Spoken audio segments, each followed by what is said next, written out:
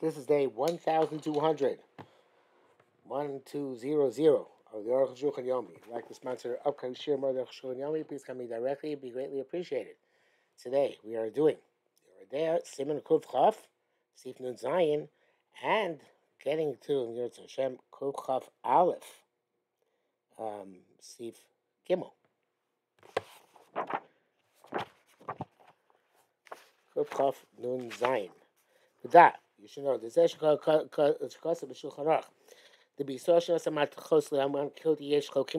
that when the Jew gives the raw material metal to a non-Jewish craftsman, and those who are arguing required that it be toivel, but tour it's been the even if he gives him a broken vessel to fix. That vessel could not hold a revius previously, so it wasn't a chalesh shem kli. And now you fix it that can hold a revius. Requires ad kan l'shana.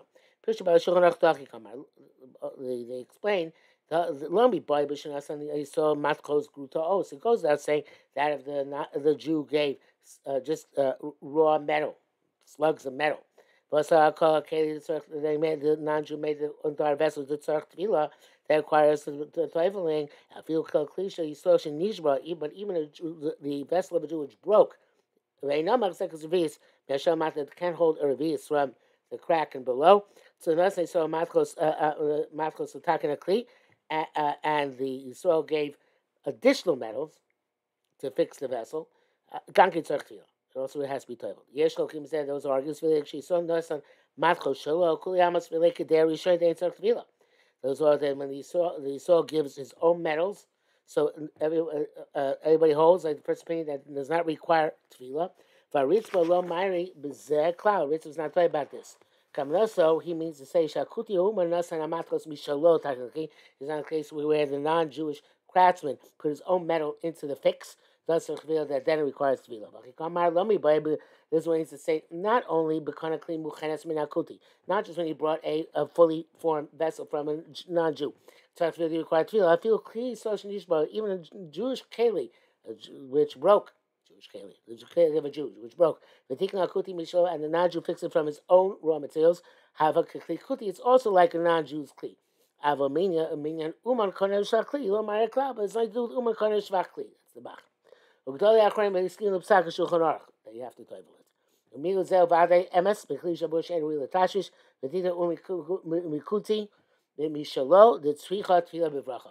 Well, that may be, but it's definite that if it was a broken keli and a non-Jew added metal to it and fixing it, then you do have to make the toivel and with a bracha. Nun ches, yesh mishkas of those who write the Yisrael Maxi Huta. Steam kli suchis or poli kutim. It's a type of workshop in which they make glass vessels. Or have some maxi kuti. The first case is the case where the Jew owns the workshop and the workers are non-Jews. Or the opposite. Maxi kuti, the non-Jew owns the workshop. Poli Yisrael and the workers are Jews. Yesh mocham kilim. Those who rely on it, on the lenient opinion, use these vessels below feet without toiling them. The kli schulchis rabbanon because the kli schulchis is glassware, tefillah is rabbanon. So I picked rabbanon kula. V'lo nearly cloud. That's chochma sadim. Shulchan says it doesn't clear them, not clear them at all. Zelo shel uman kohen mishvach keli or eno kohen mishvach keli. There's nothing to do with whether the craftsman acquires the enhancements in the vessel or not. Zeh eno lebanois and kesef uman lebeiso. That's only when you give silver to a worker to his house. Lasos keli lizeh. To make from this vessel. But when in a general and larger concern, such as a factory, so they make vessels of hundreds and thousands. The whole thing goes after the owner of the business. And the kelim are called by his name. The workers by him are only like day laborers. Even they craft the keli. So therefore, if the owner is a Jew, they're exempt from tefillah, afkikli, matkos, even the metal vessels. Even the workers are non-Jews. On the contrary, if the owner is a non-Jew, but Polim Israelim, and the workers are Jews, obviously well, it's even because they are Jews, and even in glassware, you need tevel with a bracha. You have to know who owns the factory, who owns the business, who owns the concern. I'm not sure people bother to figure that out. People just assume, I guess, that most concerns are owned by non-Jews. A Jew who bought, at least in the Chutzlaritz, so I assume most things are imported too. A Jew who bought a metalware from a non-Jew in order to break it, and melt it down, to make a new keli, and it doesn't require toiling. So it's just like buying slugs of metal from the non-Jew. Now, if you can even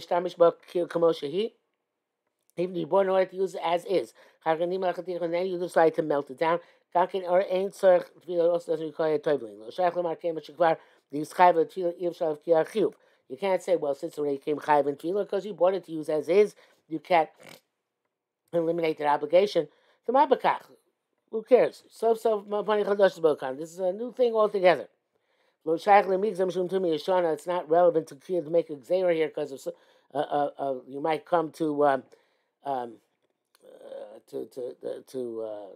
ignore an older tumah, which would be a problem. That has to do with it's not on Shabbos. It's as explained in Masechta Shabbos. It's Ches Gzeros at the end of the first parak. They only made this to by Tumah for reasons explained there. Not by Tvias Kem, not by Tvias Kem, where all those reasons for which the Gzeros there are not relevant. Samech. Shabbos Yontif also like Bilkem. On Shabbos Yontif, you're not allowed to try Bilkem, Mishum the Masaki mark, because you're fixing a vessel. Even if it's not sure if it's night or night, no, it's twilight, Benesh Moshes. Also, like Bilkem, still can't try Bilkem. Those who say the Kli Zchuch is glassware. Since the toiling is Rabbanan, Mutar at Bilam Benesh Moshes, Shabbos Yontif, allowed to toil them twilight, Erev Shabbos Yontif. Our Benesh Moshes, Shabbos Yontif also. But twilight going out of Shabbos Yontif is also because then you're preparing for a weekday. That's a shayla. Sorry. Because Rabbeinu Beises Steve Design im shachav leit bilkli me'erev Shabbos Yontif. If you forgot and didn't toivel keli for erev Shabbos Yontif, you'd never allow him give it to a non-Jew as a gift. And then bar from him when you can use it. Akal l'shalom. The tzor Shabbos Yontif yitil l'tem matzon for the purpose of Shabbos Yontif. You're allowed to give a gift, even though normally you shouldn't. You can do this also on a weekday. Mako she'em lo mikveh. The place is no mikveh. They have to rock achar Shabbos or b'chol ad sheyimtza mikveh. And there's no heter until after Shabbos or until a weekday or on a weekday till you find a mikveh. Chakar hitbolos or below bracha and then play without a bracha. Chedesh heter achim or chedesh shoel malos bo mayim. Also, there's another heter if it's keli which you can fill with water. You dal yidla bo mayim gam Shabbos yontiv atil talelo. You haven't ate some. Fill it with water. And Shabbos Yontif, and it'll be a tefillah as well. Brachas and makvas and the brachas, which you can't make because they don't make it actually into a tefillah and tikkun mana, they're not impediments. Arukh HaShulchan Siman Shin Chav Gimel. Some people are where they have electric urns and stuff, but they don't want to toivel because they're afraid to ruin it. So they're makna the keli to a non-Jew forever, basically. I'm not sure how legitimate that is, but there's also this far that you don't need it, where the keli will get ruined, so therefore, it's like a fake, I guess. It's not like a fake. Samachalev. V'day yishno shemot ma'ani Rabbeinu says, I'm astonished at the base says, if you become place of the area, shasabo kim chadashim b'shaz yontif, it's explicit, you can't play new kim b'shaz yontif, Arukh HaShulchan Siman Shin Chav Gimel Siv Zayin Kosav Ezel Shano, he writes there, mutar at bilklei chodesh at tefillah. You're allowed to toivel new vessels which require tefillah. Some people forbid it.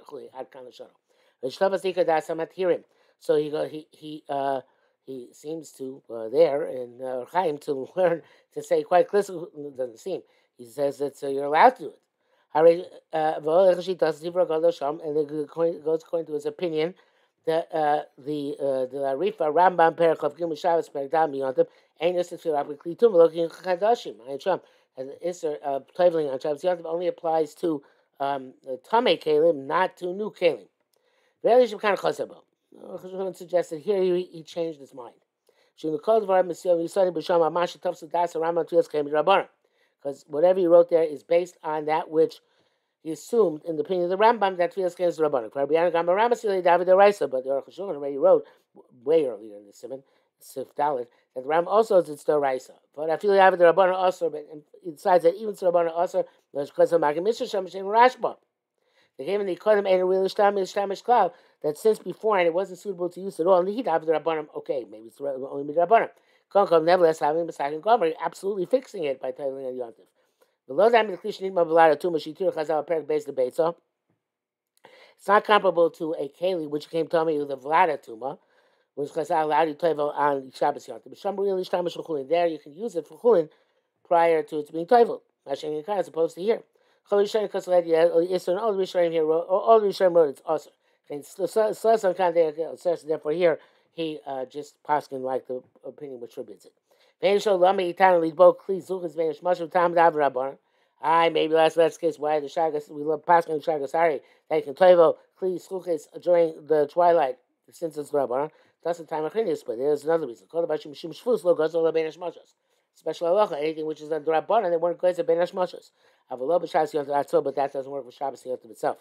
Kvaynis bar, we already said if you violated and used the keli before you toiveled it, lo nesar tafshil, the dish inside has not become aser, even if it was heated up and boiling inside. Kuf chaf aleph seder hechsher kelim shenishtamshu b'hem treifus. Had a kosher vessels in which he used non-kosher food. Chazal said a great principle. Deeply does he saw him in the halacha of the emission of Isurim. They're getting them to come out of the walls of a vessel. The same way you use them, that's the way you kasher them. The kabbalah kapot, the same way to absorb, the same way it's going to emit. Moshe's bar, as we shall see. And this is by quality, not by quantity. Meaning, that however many times he used in this keli prohibited substance. Such as they cooked in the pot 100 times treif. When you 100 times kasher it, then okay. Doesn't work the way. The one time kashering overrides those 100 times using for treif. I forgot maybe over 100 times it absorbs more than over one time. Whatever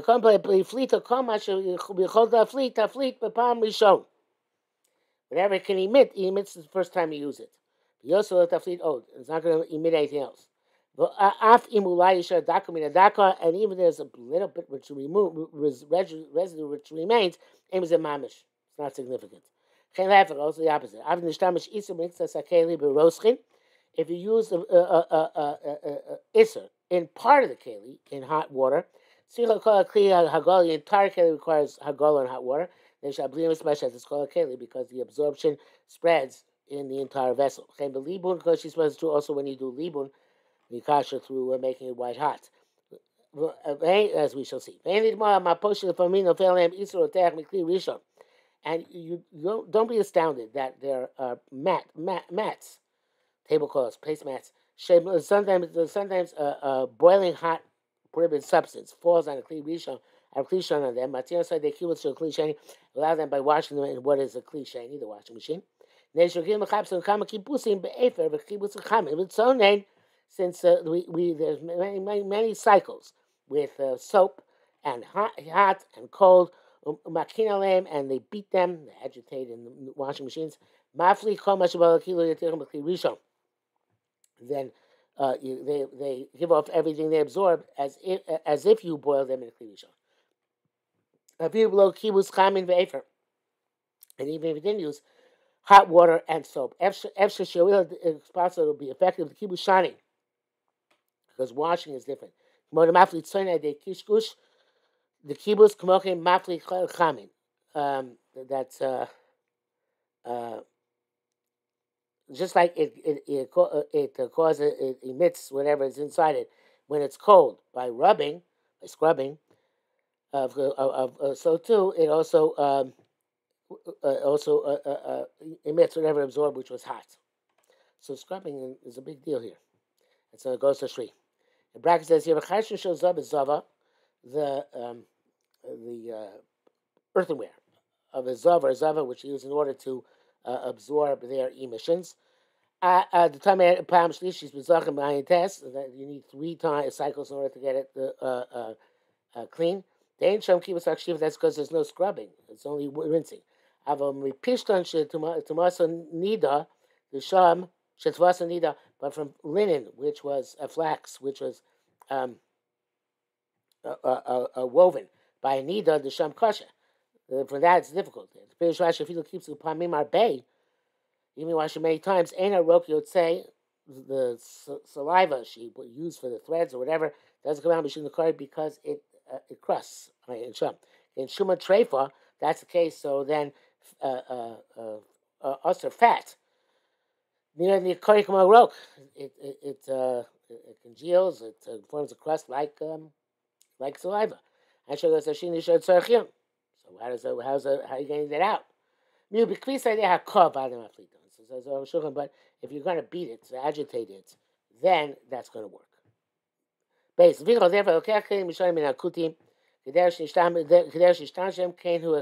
take old vessels from a non-Jew, the same way they were used, that's your kash them. Some of you takes old vessels which are used with cold, such as cups, and plates, etc. You rinse them. So you have to rub them well with the water at the time you're rinsing them in order to remove and clean off the issa which is adherent to them. And then you rinse them in water, and you put them to a mikveh, and you turn them permitted.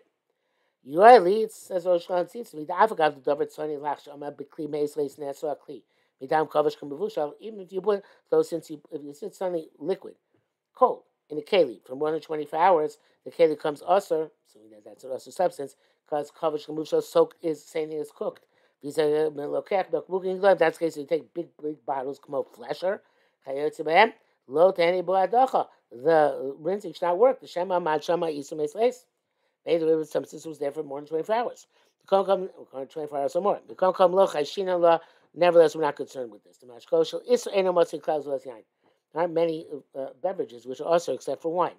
Commenting Mekuflam B'Chessis by the Kluchis ain't on the same idea bliyat yain.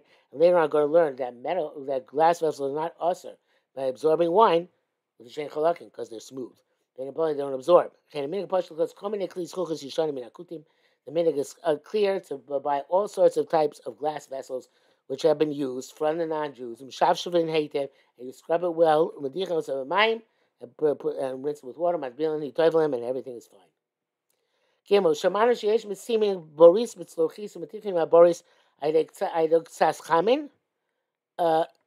This is the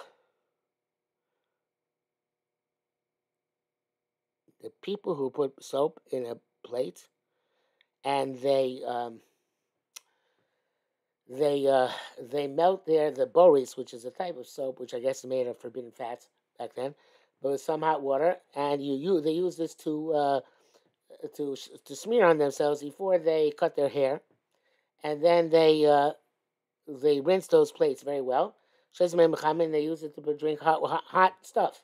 There's gamins who are unclear. They suggest shouldn't use